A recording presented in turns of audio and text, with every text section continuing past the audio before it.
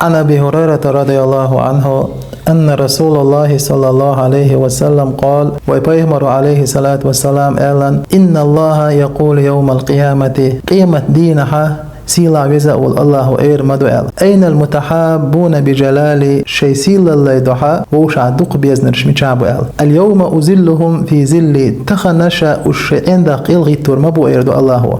يوم لا زل إلا زل الله عندك بيق عندك دوش دولينها الله وش عندك إلغي ترمبو الله يدع دق بيزن برش تخبيمر صلى الله عليه وسلم عن رواية حديثا الله عز وجل مالخا